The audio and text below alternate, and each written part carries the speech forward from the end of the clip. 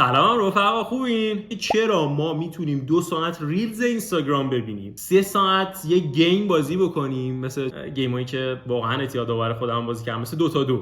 حالا شاید پسرا بیشتر بدونن. چرا ما میتونیم این کارو بکنیم ولی مثلا وقتی میخوام 10 دقیقه وقت بذارم یه پروژه رو انجام بدم، آقا 25 6 سالم شده باید پول در بیارم، میخوام یه پروژه انجام بدم ولی میگم خب الش کن، مهم نیست، برم اینستاگرام هم ببینم، برم ریلز اینستاگرام ببینم، برم شورت یوتیوب ببینم. با خودم میگم چی شد، چرا من نمیتونم تمرکز کنم؟ تو این ویدیو میخوام جوابشو بهتون بدم. متهم ردیف اول دوپامین. اما دوپامین چیه؟ من خیلی ساده میخوام توضیح بدم. دوپامین یک نورترانسمیتره که در مغز از بخش‌های مختلف مغز ترشح میشه و به مغز ما چی میگه؟ دوپامین وقتی میاد وسط به مغز ما میگه که این کار، این اتفاق ارزش انجام دادن رو داره. یعنی صرفا میگه آقا دوپامین میاد، مغز ما میفهمه که دوپامین اومد پس من با این کارو بکنم، دوپامین اومد پس این ارزش خواستن و دوست داشتن داره، دوپامین اومد بریم تو کارش. دقیقاً همینه، خیلی ساده.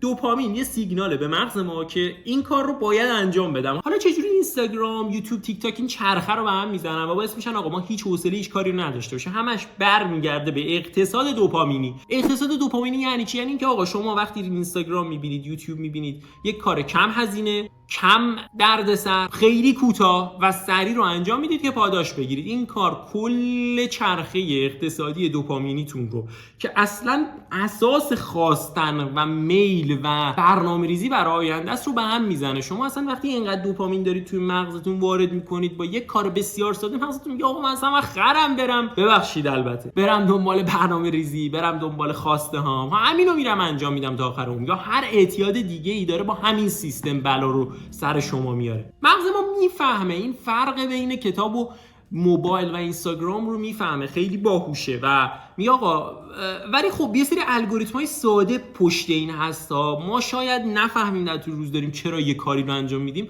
ولی باید بفهمیم که زمینه چینی هاش رو خودمون انجام بدیم و مغز بدبخت ما صرفا یاد گرفته که این کار خوبه من باید انجام بدم.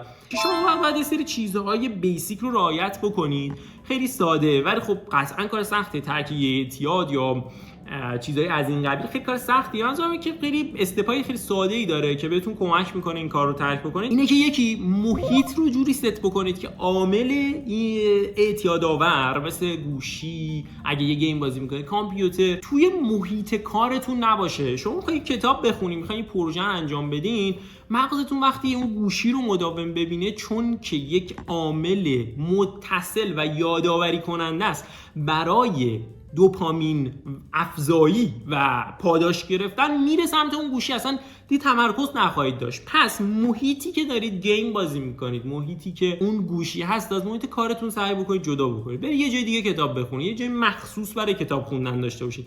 این خیلی مهمه و اینم در نظر داشته باشین. لازم نیست مثلا یه ویدیو اینستاگرام میبینید برید گوشی رو بندازید کنار، لازم نیست کامل حذفش بکنید، ولی توجه داشته باشید که بین فردی که اول ریلز اینستاگرامش رو میبینه 1 ساعت و بعد میگه خب بریم حالا سر کارامون، با فردی که اول صبح میره سر کاراش و کارهاش رو انجام میده و بعد ریلز اینستاگرام میبینه، خیلی تفاوت هست. مغز این کنتراست و تغییر رو میفهمه و متوجه میشه آقا این کاری که داشتم میکردم پاداش خاصی رو به من نمیده، این دیگه چیه؟ چک لازم بشم 10 ساعت کتاب بخونم که یه چیزی بخوام مثل کوچیک یاد بگیرم، میرم اینستاگرام میبینم هر ثانیه دارم یه چیزی یاد میگیرم، هر ثانیه یه بامزه میبینم، پاداش پاداش پاداش و محرک محرک محرک. صرفاً کافی اقتصاد دوپامینتون رو، به اصطلاح همون هزینه، یادگیری، عادت رو نسبت به دوپامین تغییر بدید و همیشه دنبال کاری که، یعنی مغز رو دنبال این مسئله نفرستید که هزینه کم، خیلی راحت، پاداش. امیدوارم که خوشتون اومده باشه و